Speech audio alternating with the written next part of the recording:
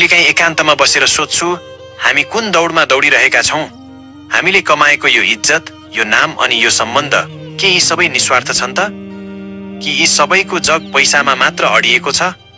हो, जिन्दगीको यो मोडमा आइपुग्दा एउटा नमिठो सत्य बोध भएको छ, यहाँ मान्छेको मन भन्दा बढी उसको धनको मूल्य हुँदो रहेछ। अचम्म छ है। यो दुनियाँमा तपाईसँग पैसा छ भने नचिनेका पराईहरू पनि आफ्ना बनेर नजिक झुम्बिन्छन्। तपाईको हरेक गल्तीलाई बेवास्ता गरिन्छ, तपाईको हरेक शब्दलाई आदर्श मानिन्छ र तपाईको हैसियतलाई सलाम गरिन्छ।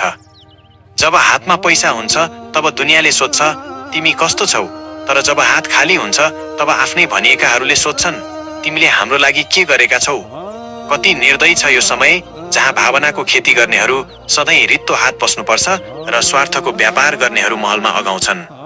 हामीले त मान्छेको अनुहार र आँसु हेरेर विश्वास गर्यौं, तर मान्छेले त हाम्रो खल्ती र हैसियत हेरेर मात्र नाता गाँसेका रहेछन्। हामी जस्ता मन भएका मान्छेहरूको व्यथा अलि बेग्लै छ। हामीले सम्बन्धलाई सधैँ भरोसा र मायाले जोड्न खोज्यौं, पैसाले होइन। तर विडम्बना, जब अभावले ढकढक्याउँछ तब आफ्नै रगतको नाता भएकाहरू पनि बिस्तारै टाढिँदै जाँदा रहेछन्। अभावले मान्छेलाई मात्र होइन, वर्षौंदेखिको विश्वासलाई पनि एकै झट्कामा पछाडि छोडिदिने रहेछ।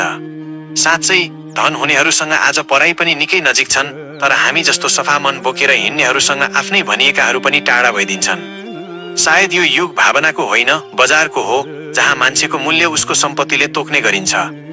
त्यसैले होला आजभोलि मलाई भीड भन्दा यो एक्लोपन नै प्यारो लाग्न थालेको छ। कम्तीमा यो एक्लोपनमा कसैले स्वार्थको नाटक त गर्दैन।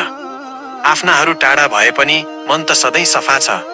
आखिर मर्नु त सबैलाई छ, कोही सुनको ओछ्यानमा मर्लान्, कोही भुइँमा।